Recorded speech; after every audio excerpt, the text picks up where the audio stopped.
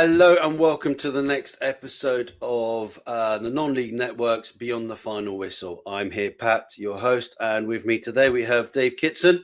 Hi, Dave. How are you doing? How you doing, mate? You okay? I am very well. Listen, it's an absolute honour and pleasure to have you on. I have a few experts that I've been talking to recently, and you're one of those names that I've just been wanting to get this podcast in place for.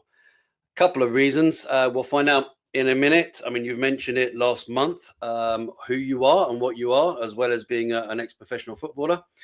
So we're going to be touching upon that. But first of all, thank you for being here. I know you're busy. I know you've got a team that you are actually really heavily involved in at the moment. So maybe just a bit of background as to kind of what your career did before and your transition to where you are now. So let's start with kind of how you started off, because you started a little bit later than typical academy players. Is that right? Or is it, how was it for you? Yeah, no, so I never went through an academy, which for me suited me fine.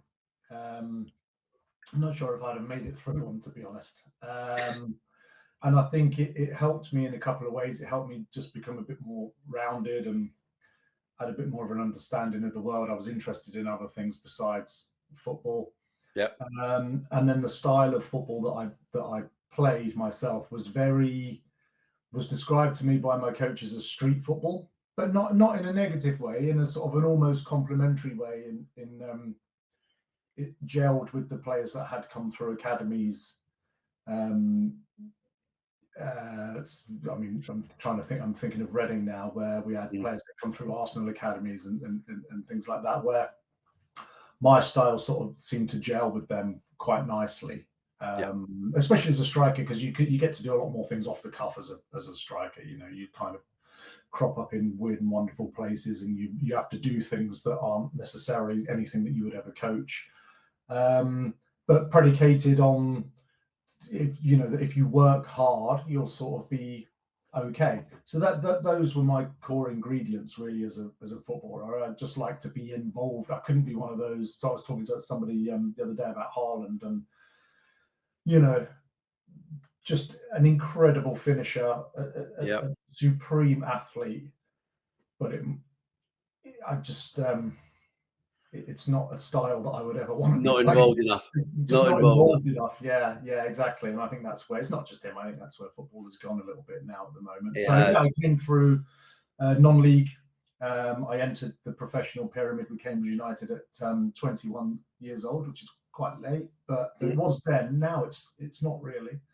And I somehow ended up in the Premier League, which is a mystery to me as much as it is to anybody who ever watched me play.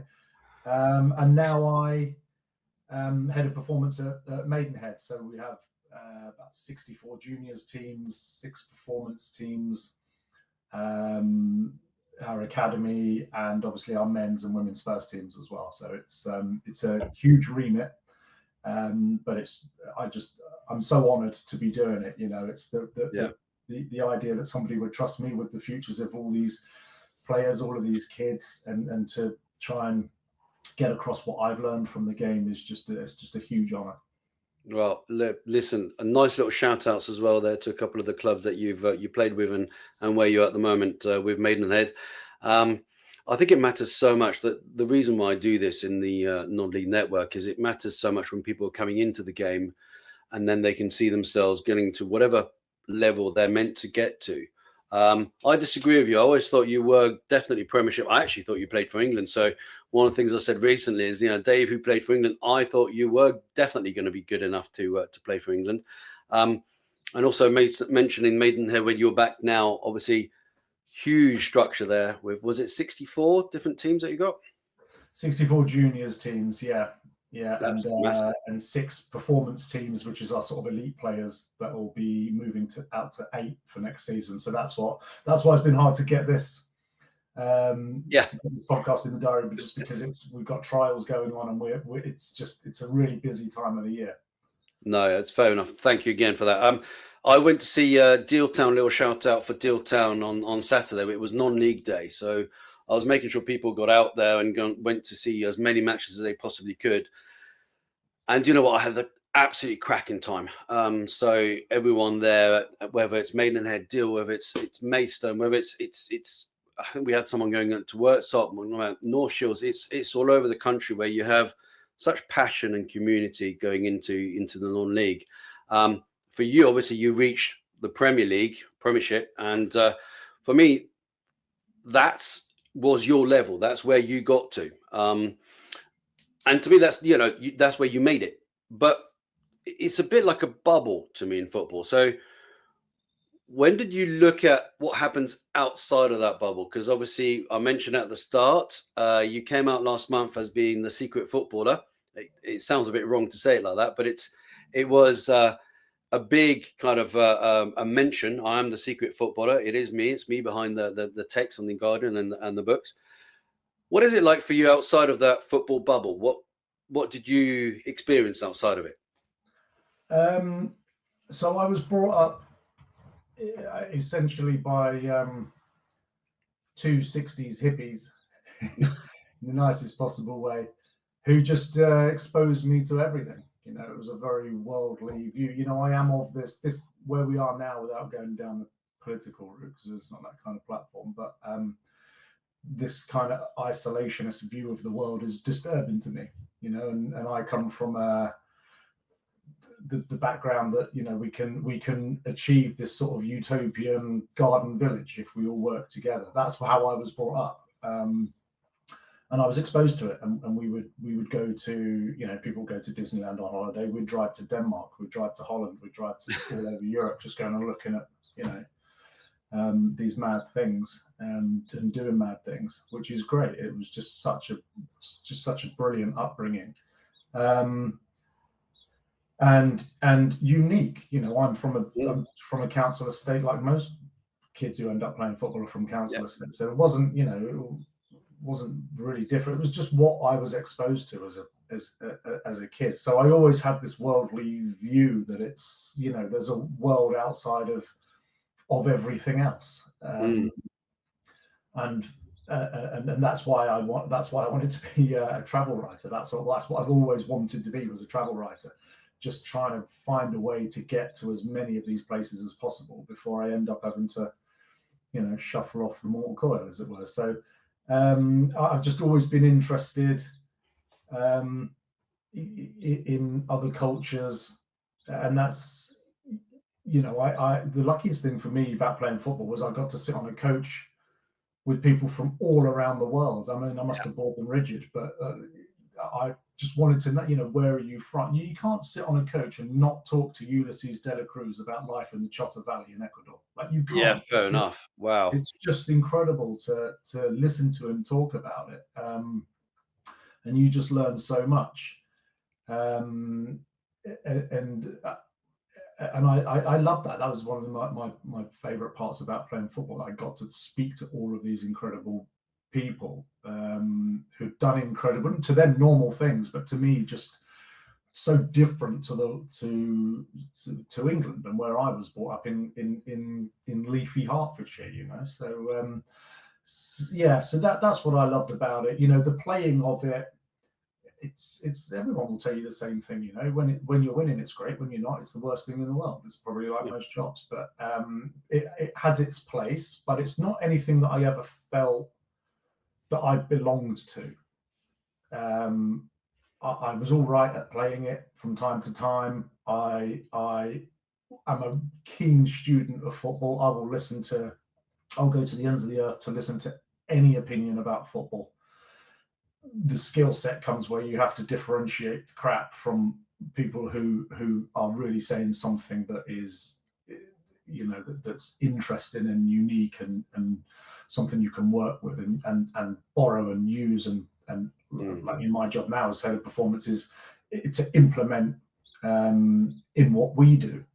So you're a magpie, really, which is very apt for us being Maidenhead. You're going out and you're borrowing little bits and pieces and you're putting it all together and you build something. And that's what I always loved about football. I never really was interested in the management side of it. You know, I didn't like the idea of being somewhere for, I think the average now is 14 months before you have to shift off to somewhere else, unless you're very lucky. I like to build something. You know, Steve Coppell always used to say to me, you know, just leave something in a better state than when you found it. If you do that, you'll sort of be all right. That's amazing. I love hearing that. I spoke to Jody Craddock recently, and he was saying about the art was part of his world outside of football. And to me, just hearing you talking about, if you come back to the travel writing and the when you were growing up, literally just going on a road trip over to Denmark. I grew up in Belgium. I grew up in the middle of Europe. So for me, that's in itself extremely accessible. But Belgians tend to stay in Belgium. We don't go very far. And the travel writing element of it it's just wonderful. I've been lucky to do it for business for my work. But I can imagine for you, when you're going and where did you end up playing outside of the UK? Did you ever have any matches outside? Did you ever go and on any tours or anything like that? Yeah, so that's funny. You should mention, I was talking to somebody the other day about it. You know, one of the luckiest things, we played in the Peace Cup. I don't know if you remember that. I don't think it exists anymore. We played in the Peace Cup. I think Portsmouth were the other team that came from the UK. We had like River Plate, which was gret. You know, I'm playing against River Plate. How have I ended up like? Why me? Why? It's just insane. And then, but I was so lucky to be part of a team that had Sol Ki-hyun, who had played in the 2002 World Cup in Korea and Japan, and was. I mean, you think Beckham is big. You've never seen anything like this. This guy is on a different level entirely. But I managed to persuade him to give me a tour around Seoul. Oh wow! When we were there, so he was taking me to all the, the restaurants that, perhaps as a Westerner, you'd feel uncomfortable going into on your own. You wouldn't speak the language, you didn't know what to order. But to have him alongside, it was such a thrill. Honestly, it was just marvelous. I loved it, and I still do that. So I go to Iceland to visit Ivar Ingemarson and Brynjar Gunnarsson, and they'll tour me around. You have your Blue Lagoon, that's great. That's fine. But then there's this whole other world over here that you don't necessarily get to unless you know. So you're lucky enough to be with somebody who can show you, and I love that. Just seeing new things for the first time. Is just a real, just one of life's great thrills, and so I'm very lucky. I'm very lucky to have this little, whatever we are, this little group of friends, this little footballing network where they can come to me, I can go to them, and you can just do things that you would never ordinarily get the chance to. And some of those things might not interest people. Yeah. Going to look at a waterfall in Iceland might not interest a lot of people, but to me, it's just it's just fabulous. So I feel very fortunate that I fell into football in that way, and it helps me to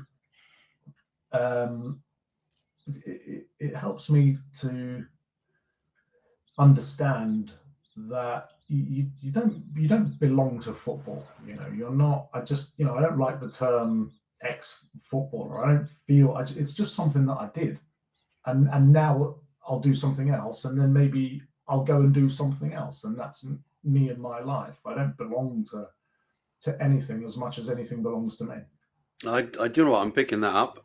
It's coming across loud and clear. You're definitely someone who experienced things through football, and you had the skill to get to a certain level with football, but actually it allowed you to go and find new opportunities and meet people from all over the world. So it does sound like it gave you opportunities that you might not have had if you're working a completely different job, for example. Yeah, of course, but I do think that because of my upbringing and because of what I was exposed to, whatever job I would have fallen into, I would have explored. I still would have read. I still would have watched. I still would have listened. I still would have been curious about the things that interest me and want to know about them. I might not have had the opportunity to get there and see them, but firsthand. But I still would have read about them and tried to see them. And the world's got a lot smaller with social media. When I started, it wasn't. It was all about the written word. and that was my background, the written word. Now it's for a lot of these kids, they've got such an incredible opportunity because the world's at their fingertips, and they can go places, film it, show people, and it's, you know, I get very envious of them sometimes. I think, God, if I could be, you know, to be a 20-year-old now with the platform and the opportunity to go around the world and show the world and put your own little stamp on it. These kids have got such a fantastic opportunity. I say to mine all the time, you've just got such a brilliant opportunity. You know, it's not just here, it's all around you. You just have to look for opportunity, and the skill is to spot it when it comes along. And they've got, I mean, you mentioned the social media element and the ability to then use other media apart from just the written word. I mean, coming to the written word, actually, because that's something that in February this year, you actually came out and said, "Yep, that's me. I am the person behind the Secret Footballer." And thank you, because this is one of the first podcasts you've done since saying that. So I feel quite. It's not quite the revelation, but it's just coming into that. Do you feel like if you hadn't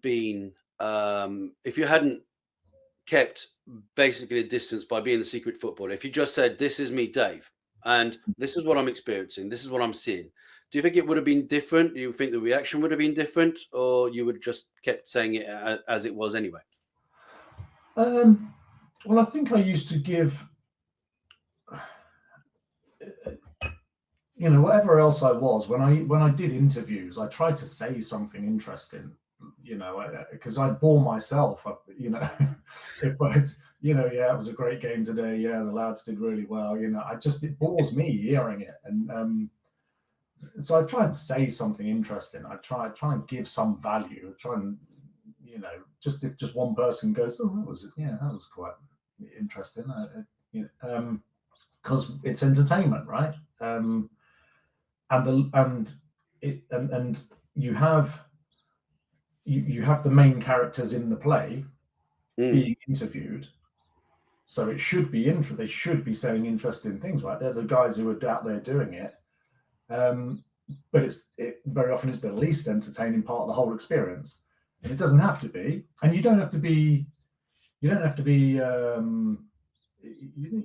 say anything that hurts somebody or you know is upsetting to people. You can still have a different take on what you've just seen and experienced and witnessed, and try and get it across to people. To be brutally honest, I always imagined that I was talking to my friends. So the friends that I worked with at Sainsbury's, and I used to do this as well, because you get caught up in it. But you know, your lunch break, you open the newspaper, you read the headlines, and you start talking in those headlines. And I still see people doing it now. You know, a friend of mine will say something like, "Oh, we really need to sign a player before the window slams shut." I'm like, "What are you talking about?" What do you mean? There's no slamming. There's no actual window. You know, so I just try and say something a little bit more, just a bit more interesting. You know, a little less obvious, and sometimes it would resonate, and sometimes it wouldn't. But I'd give it a go, and really that's all the books are. But coming back to the question, you know, if Dave Kitson writes a book, no one cares. No one cares what Dave Kitson has to say, and there is an immediate cognitive bias because I don't play for your team, so you're not going to give me a fair crack in what even if I'm saying something that you can't disagree with, you'll still disagree with it, and then that's human nature, that's human psychology. The little bonus that the Secret Footballer had going for it was that no one knew who I played for. So you'd have to give it a fair shake in case you embarrassed yourself by having a go, and it turned out that I played for your team. So you came at it with you were open to what was being said in the book, and that, I think that really helped it to come across to people.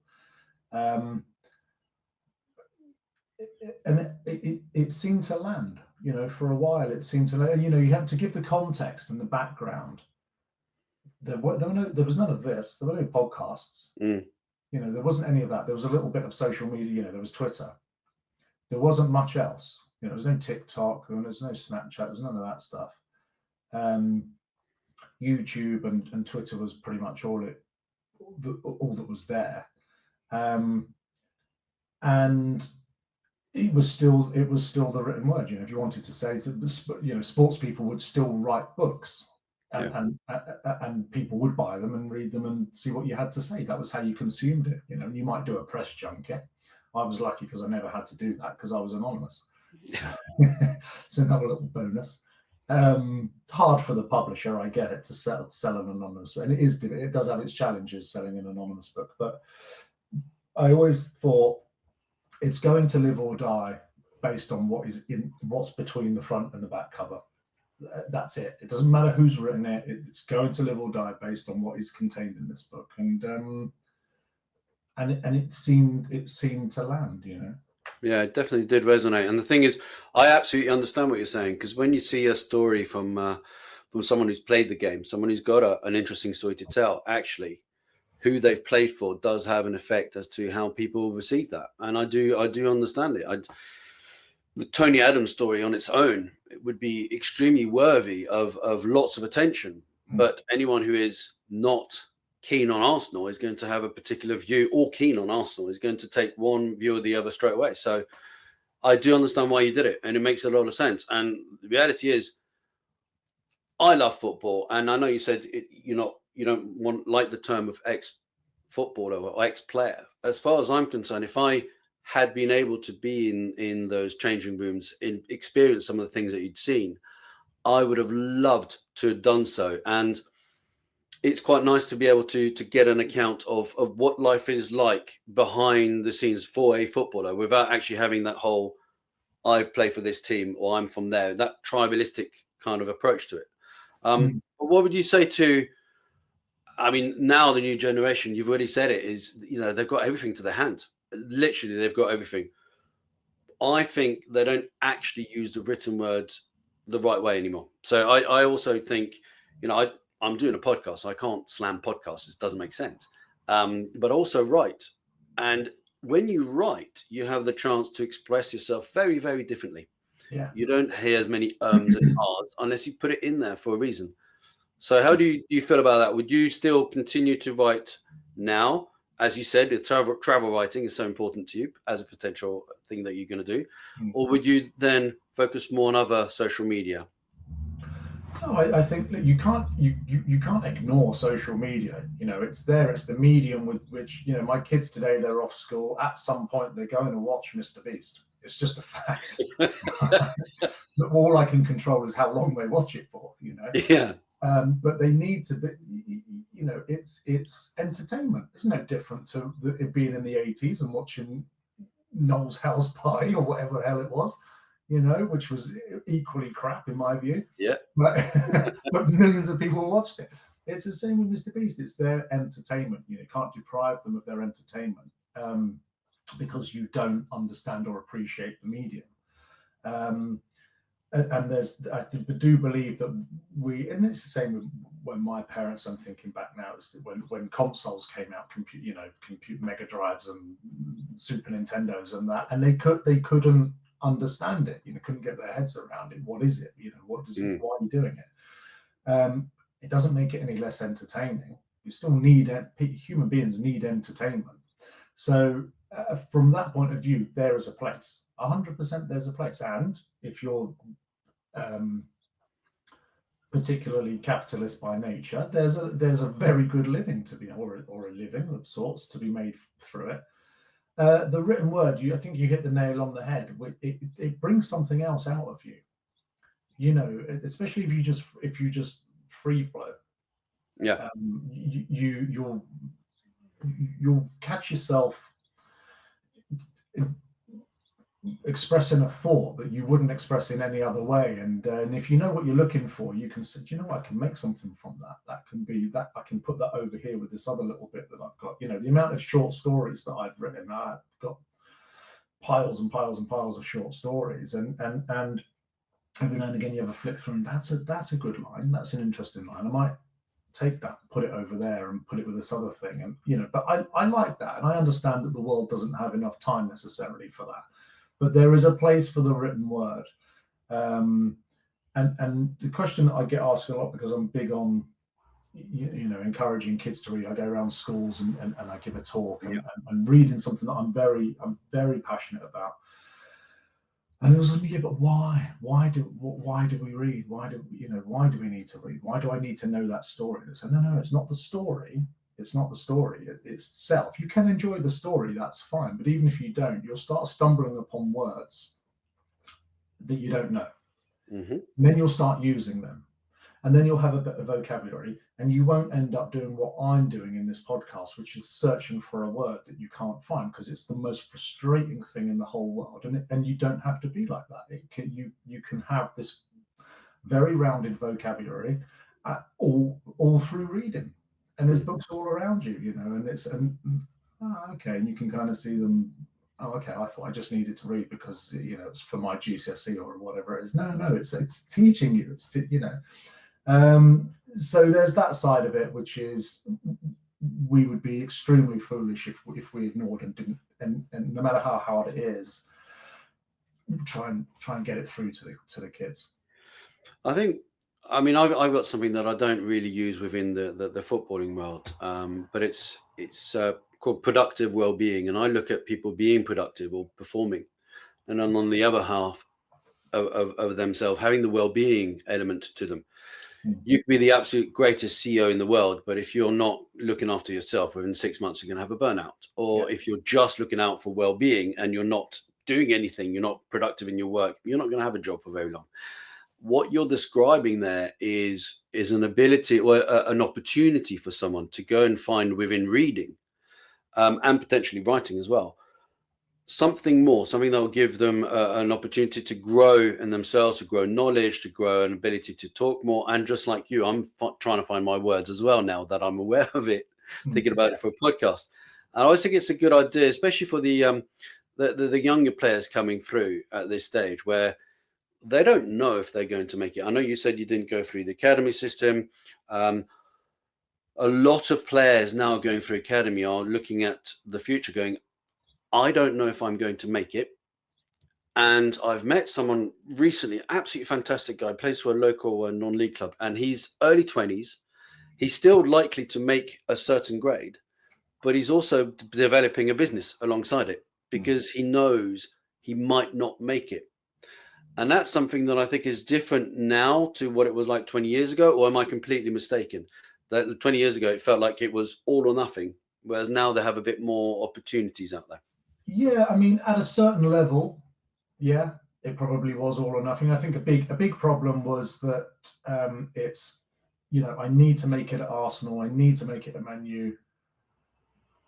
I haven't. That means I'm never going to make it, and they fall out of the game. So that retention rate from not making it to the Premier League to falling out of the game completely by 21 is something ridiculous in the 90%. Right, it's a crazy number when you consider that these kids have had the world's best coaching between 7 and 8 and 17 and 18.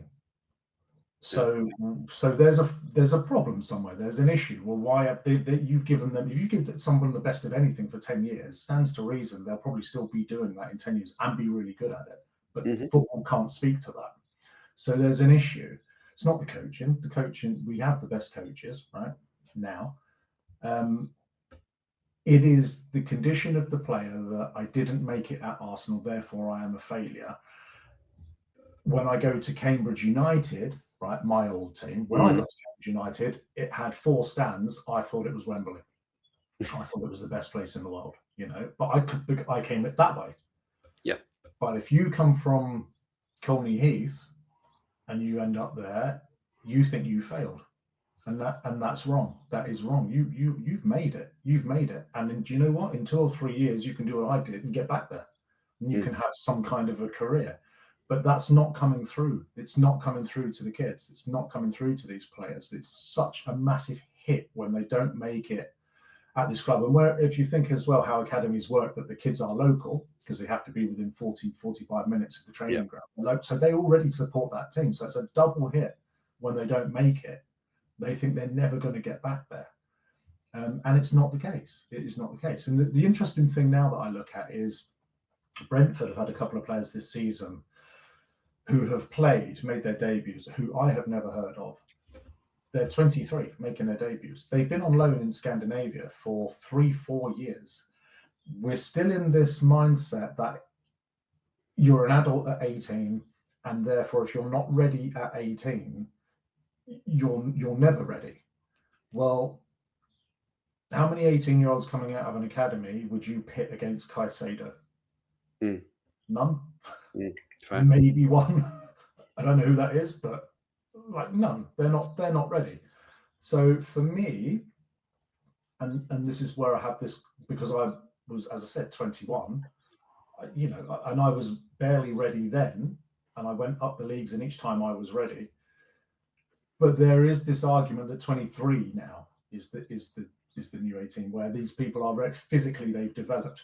They have a couple of hundred games under their belt at a good standard. They're ready to come in. They understand the system. And I think that's where it's going. I honestly think that's where it's going. The biggest issue is that a lot of clubs cannot afford to keep their talent from 18 to 23. That's the biggest issue. So if you take someone like Reading, for example, who've got a Cat 1 academy, they can't afford to keep them between 18 and 23 in the building. Yeah. And that's a real shame. It's not their fault. It's just the way that it is, So we're trying to move a little bit away towards that with 21s and 23s teams, but I do think that's where the future lies. And I would say to all kids, if you haven't made it by 18, 19, really don't worry about it. That's brilliant. I think another element to that is obviously longevity is changing. We saw it in the UK when Arsene Wenger came into Arsenal and just said, you can't behave like this anymore. You now need to start looking after yourselves, what you're eating, how you're sleeping, what you're drinking, all of that elements to it. And someone like Cristiano, who's just turned 40 and banging the goals in, but is in absolute peak physical, just the position that he's put himself in because he's prioritized his own physical opportunities. I think careers are probably going to last that little bit longer. So starting at 18 or 19 and think you haven't made it by 21, you're a failure. Well, if the end of your career is actually a little bit longer, there is potentially, as you said, up to age 22, 23 to make it into the first team. It doesn't matter as much. If you don't have to stop at 33, you can maybe go on till late 30s. Do you see that side of it being an important factor? Of course. I'm not saying that you can maybe have as much longevity. I'm trying to think of who the players, Scholes, Giggs, maybe nudged 40. But you're talking about the world's greatest players here. Physiologically, everyone's different. They've all had different upbringings. My knees and hips were shot at 33, so it wouldn't have mattered what I'd done, because I never had the condition. That was where not coming through an academy let me down. I never had the conditioning, so which is a big part of it as well, which is something we're very big on at Maidenhead with the plyometrics and things. Yeah. But it's not anything new. It's, Wenger was right, but he was borrowing what he had seen elsewhere. If you think back to Milan in the late 90s to late noughties, from Baresi, Rossi, and then Maldini, all the way through to Ibrahimovic, these guys were all 40, playing at the top level. So, but it's Serie A, which is walking football very often, a lot of the time. With all due respect, I love Serie A. My brother's convinced it's the best league in the world. Something we have a debate about, but it's a different type of football. I'm looking at Mo Salah this season in the Premier League at whatever he is, 33, and the drop off is really noticeable. And that's a guy who is in incredible condition, but it's caught up. And I think that's just the football that we play in this country and in the Premier League. It's fast and furious. The ball retention rate isn't as good. The transition I mean, I did a game the other day, commentary, and I was just sort of stunned by. It was 6 passes, and it was transitioning to the other team. 6 passes, transitioning to the other team. Now, that's what makes it the most exciting league in the world, because it's really unpredictable. But it's the pace. And I always say this: it's almost too quick for the players. It's almost too quick, and that's what makes it exciting.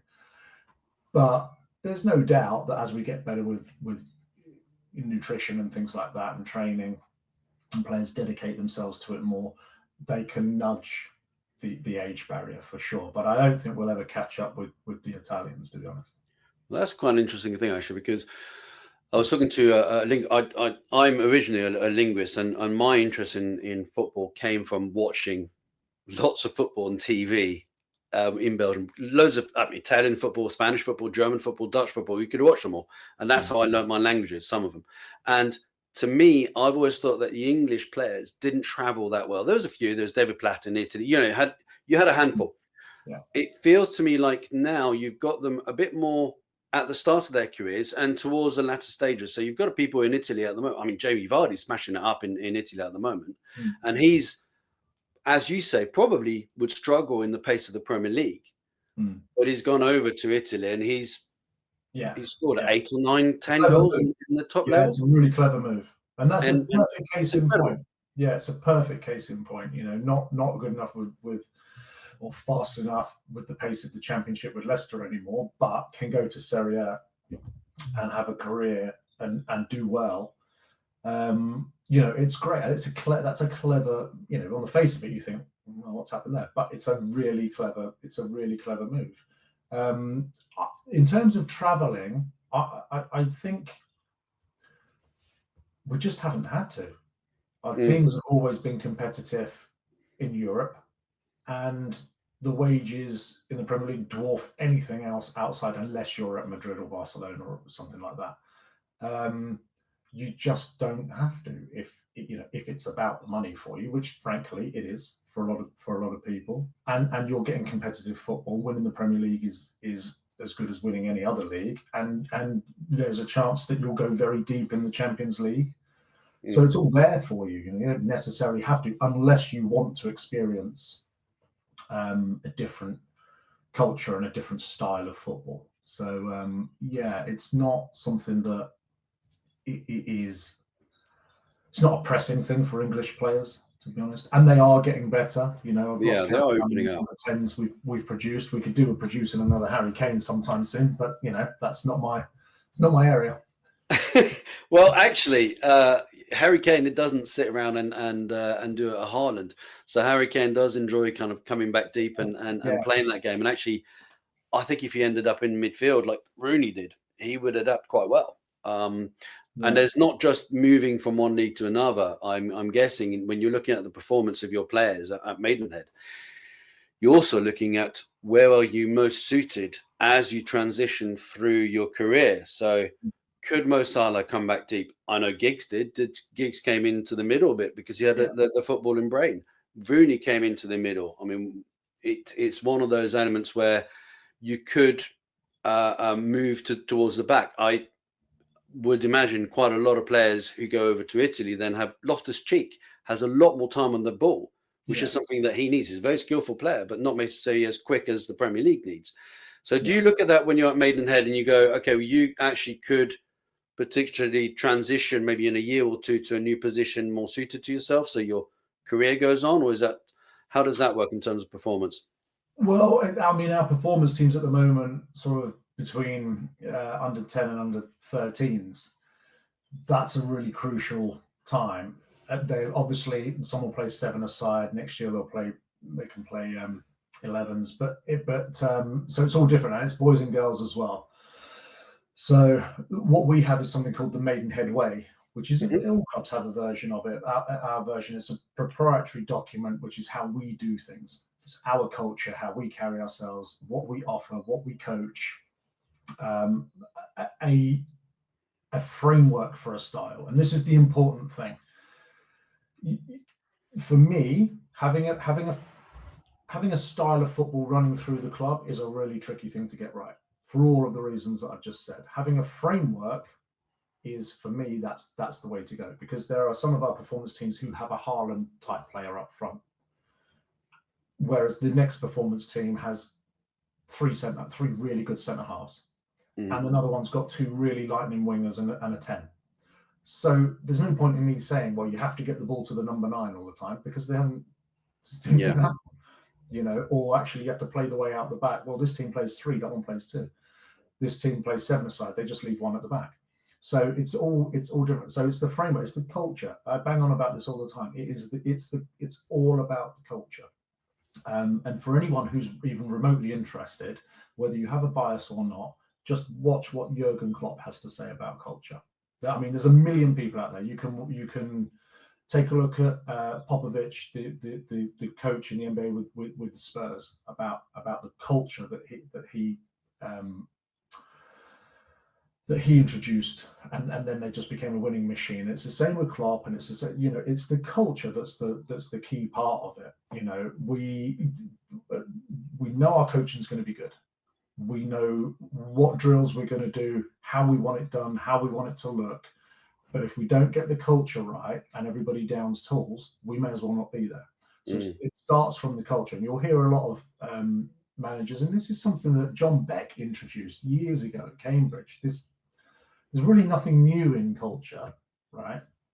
It's just how you interpret it and how you enforce it on the team, and how you get the buy-in. But essentially, it's the same. Not much has changed in 20 years. But John Beck was exactly the same with this. In about, you know, how do you achieve buy-in? Once you've got buy-in, and he said something that I heard Jurgen Klopp say the other day on a podcast, which was, if we prioritize the effort, the result's over there. If we prioritize the result, and this is the thing that the mindset, and this is the hardest thing in kids football and the performance teams as well, because they feel like they should be winning. And therefore, you'll see coaches playing the game for the kids, and they're not learning anything. And prioritizing the win over everything, you know, and it's wrong. It's wrong. And I'm a nightmare. I do point it out to even opposition coaches, because I just do, because I can't myself, because I know it's wrong. It doesn't win me many friends, but it just needs to be said. If you prioritize a result and the game isn't going your way, players, and especially kids, will hide, because they're worried what I'm going to say about the result afterwards. They failed me and I'm going to shout at them. If we prioritize the effort, it doesn't matter what the result is. I'll always get effort, because they won't hide. They know that for the first whistle to the last whistle, as long as there's effort, I'll be happy. So once you've got that, that's the groundwork. Once you have that, everything else kind of just slots neatly on top. And it really is that simple. But it's getting them to buy in as well. And it's easier with the younger kids, because they're new to it. The older ones who have been in, you know, I've only been here for a year, so there's been a certain way of doing it. But they're coming round to this new way, and I'm convinced. You know, and then I go back to what I was saying earlier about, I just feel so privileged and grateful and humble to that somebody trusts me enough to put this together and coach it to the kids and the wider program and the coaches. You know, it's an incredible responsibility, and it's not something that I take lightly. And when you see it work, when you see them doing it, it's the best thing in the world. It honestly is better than scoring a goal. When you see them doing it on the pitch, it's just, I feel the hair standing up on my neck now. It's just the best thing ever. I can see that. I mean, you said a couple of times, you're extremely humble, and I really respect that quality, Dave. One of the things that I hear come across from you is, you know, you learn, you read, you're interested, you're taking on other cultures, you're taking on other ways of looking at things. What's coming through here loud and clear, which I'm hoping is going to come through to anyone who's watching this podcast, is it isn't always the way that you've been taught that is going to be the way that you need to be growing and behaving, because you can find other ways. You can learn a lot more. You can learn. I mean, from what you've said, Dave, you've mentioned a number of people that you have read upon, you've listened to, you've taken advice from, and you've kind of shaped what your thinking is based on that learning. And that's tremendous, because I think a lot of times players just think, I just need to get to that level, and I need to do that by doing what I've always done. And I mean, I know this in business, that's one of the worst things ever. If doing what you've always done and not looking at other possibilities is just awful. It's the end of a business. So to have you coming on here and saying, actually have a look at this person, have a look at that person, understand about the culture. That's really refreshing. It's the we've always done it like this. It is to football what I remember when is to conversation. It's the enemy.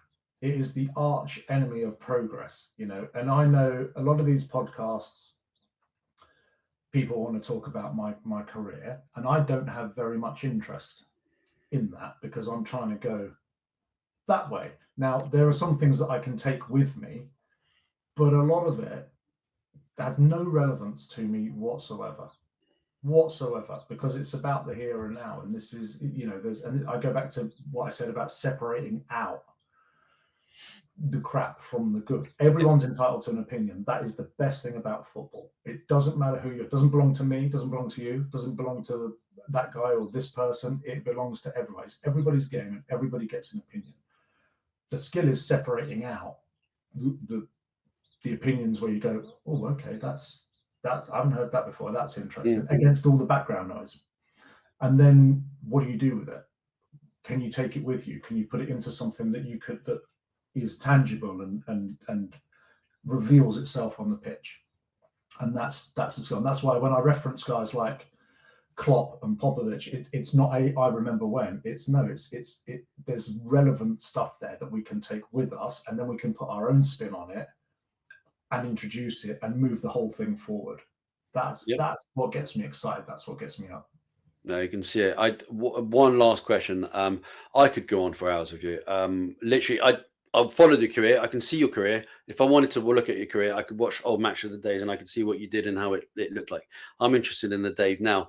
What's the Dave in the future look like? Are you likely to consider working in Denmark, where you went and you traveled, or Iceland or Germany, or would you consider having taken on opportunities in other football cultures and markets?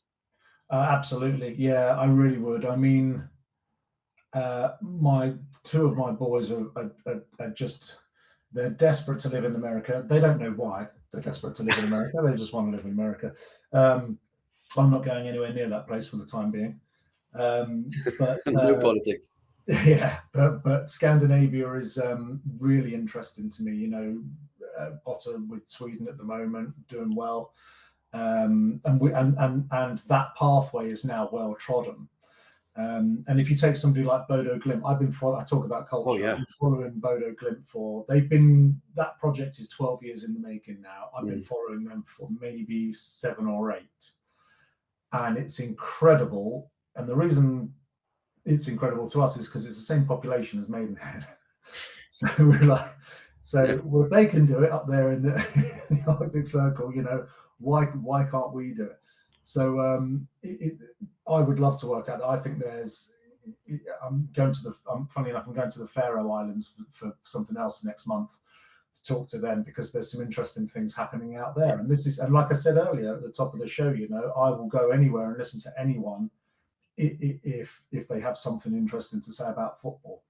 And if it piques my curiosity, I want to know everything about it. So I'm going to go out there and see how the land lays. But yeah, no, I absolutely would. It's a big regret of mine not to have ever played abroad for any length of time.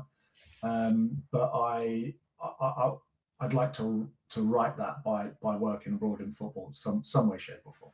As long as you write about it as well, and you put your experiences. I think that's what people are nervous about. Probably why I don't get the job offers everybody else gets. Because you're going to tell everyone what you're up to. Listen, Dave, it's been absolutely fantastic. I've had a really, really good time. I really appreciate you being so candid, so open about your your views and also how you see the game developing and where the game is at now. I wish you all the best with Maidenhead. I'm keeping an eye out on that, the Bodo Glimt of England, if that's going to be the place to see. And, any opportunities I hear of, I'll pass over your way just so you could go and train in Austria or in the Faroe Islands or anything like that. That'd be good. Thank you, Dave. Cheers, Pat. Thank you. Cheers, man.